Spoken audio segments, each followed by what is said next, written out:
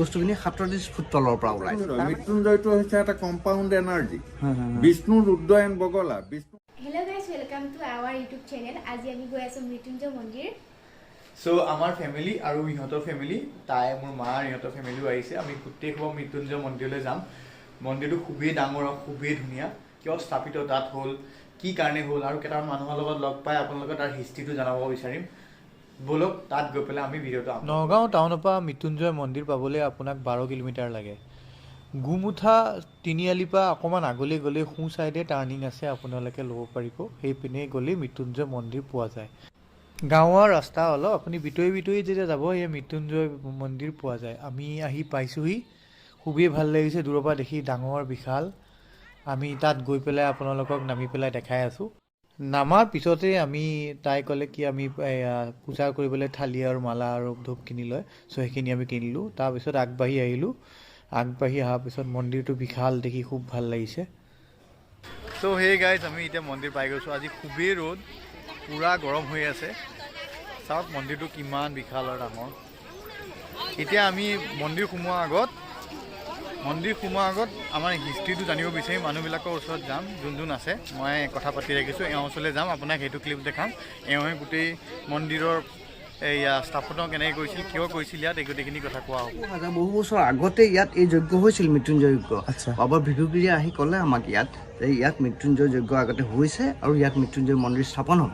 মৃত্যুঞ্জয় মন্দিৰ স্থাপন হ'ব বুলি কোৱাৰ পিছতে ইয়াত আমি মৃত্যুঞ্জয় মন্দিৰৰ কাৰণে পাইলিং কৰিব আৰম্ভ কৰিলোঁ, খুঁটা পুতিব আৰম্ভ কৰিলোঁ। তেতিয়া এই বস্তুখিনি 37 ফুট তলৰ পৰা ওলাইছে। কৰিছিল ইয়াত লিংগ মানে মৃত্যুঞ্জয়টো হৈছে এটা compound energy Vishnu Rudra and Bagala. Vishnu হৈছে আকাশ তত্ত্ব, ৰুদ্ৰ হৈছে all in respect of the whole world and Bagala white blood corpuscle, মোৰ শৰীৰত শ্বেতৰক্ত কণিকা, মানে বডিৰ ৰেজিষ্টেঞ্চ পাৱাৰটো বৃদ্ধি হয়। এই বিদ্যা, এইটো এটা মৃত্যুঞ্জয় হৈছে এটা বিদ্যা। এই বিদ্যাটো এপ্লাই কৰি গুৰু শুক্ৰাচাৰ্যই বহু হেজাৰ বছৰ পূৰ্বে এই ভূমিত মৃত্যুঞ্জয় প্ৰতিষ্ঠা কৰিছিল আৰু এই ইতিহাস উদ্ধাৰ কৰিছিল বাবা ভিক্ষুগিৰি মহাৰাজে। চ' আপোনালোকে যেনেকৈ শুনিছিল বাবা ভিক্ষুগিৰি মহাৰাজে যেনেকৈ এই আমাৰ মৃত্যুঞ্জয় মন্দিৰ এষ্টাব্লিছ কৰিছিল, এওঁ হয় এয়া ভিক্ষুগিৰি মহাৰাজ। এওঁ ষ্টেচু এটা আছে ইয়াত বনোৱা সুন্দৰকৈ, ধুনীয়াকৈ চাওক, খুব ধুনীয়াকৈ বনাইছে।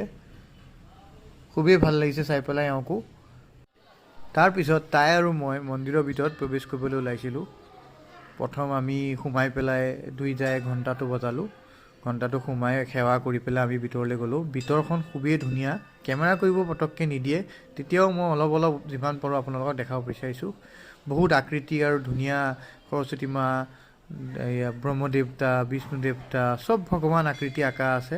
এয়া হ'ল আপোনাৰ ভিতৰৰ পূজাৰী, যোনে আপোনালোকক টিকা আৰু প্ৰসাদ দিয়া হ'ব। এই অকণমান দৃশ্য আপোনাক শিৱলিংগটো আমি দেখাব পাৰিলোঁ, বেছি নিদিয়ে কেমেৰা কৰিবলৈ। দেন আমি বাহিৰত অলপ ঘূৰিব আহিলোঁ। বাহিৰত বিভিন্ন ধৰণৰ মানুহ বহি আছে, চবেই কেমেৰা, ৰীল, ইনষ্টাগ্ৰাম চবেই কৰি আছে ভিডিঅ'। তাৰপিছত আপোনাৰ তাতে বিৰাট ধুনীয়া গছ আৰু এয়া আছিল শিৱলিংগ এটা সৰুকৈ তাতে। আমি সেইপিনে আগবাঢ়ি গ'লোঁ, সেৱা কৰিলে, তাই অলপ শিৱলিংগত পানী দিলে। আমি আগবাঢ়ি আহিছোঁ য'ত আপুনি ধূপ আৰু চাকি লগাব পাৰে, আপুনি পূজা কৰিব পাৰে অন্তৰ মনৰ কামনাৰ কাৰণে। তাই আৰু মই গ'লোঁ। বহুত মানুহ তাতে পূজা কৰি আছিল, চাকি চব পিনে লগোৱা আছে, ধূপ, চবৰে মনৰ কামনা আৰু চবৰে নিজৰ এটা ইচ্ছা লৈ আহে কি ভগৱানক খুজিব পাব। চ' আমিও তাতে গ'লোঁ। সেয়া চাওক কিমান বিভিন্ন ধৰণৰ চাকি আৰু মানুহ বহি আছে, নিজৰ কামনা কৰি আছে। আমিও তাতে, তাইও বহি গ'ল ফেমিলিৰ লগত। সেয়া তাইৰ মাক, তাইৰ বায়েক আছিল, তাইৰ দেউতাকো তাতে আছিল।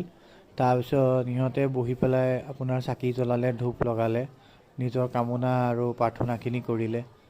তাৰপিছত লগতে ময়ো বহি ল'লোঁ, ময়ো বহি সেৱা কৰিলোঁ, কামনা কেইটামান কৰিলোঁ কি ফেমিলি ভালকৈ থাকক, চব ভালেই থাকক, চবৰে আমাৰ যি ভাল আছে চবেই আমি সুখী থাকোঁ। তাৰপিছত আমি বাহিৰলৈ যেতিয়া গ'লোঁ, এয়া চাওক বিয়া পাৰ্টি এটা আহি আছিল, খুবেই ডান্স মাৰিছে, খুবেই ধুনীয়া লাগিলে। আমি ৰখি অলপ দেৰি চালোঁ। ডান্স চাওকচোন চবৰে, বিয়াখনৰ ডান্স আমালৈ চাই আমাক দেখি আৰু অকণ ডান্স কৰি দিলে। খুবেই ভাল লাগিলে সিহঁতকো চাই। আজি বহুত বিয়া হৈছে আজিৰ দিনটোত। চ' গাইজ আমি এই ব্লগটো ইয়াতে সমাপ্ত কৰিব বিচাৰিছোঁ। আজি মৃত্যুঞ্জয় আহি পেলাই বহুত ভাল লাগিলে। আমি সেৱা কৰিলোঁ, প্ৰসাদ খালোঁ, ফেমিলিৰ লগত আহিছোঁ কাৰণে আৰু ভাল লাগিলে। আৰু ইয়াত দেখিলে আপুনি এখন আগত বিয়া এখন পাইছিলোঁ। চ' ইহঁতৰ নাচটো চাইও খুব ভাল লাগিলে। আপোনালোকেও যদি ভাল লাগিছে কমেণ্ট কৰিব। তো আমি ইয়ালৈ সমাপ্ত। হৰ হৰ মহাদেৱ।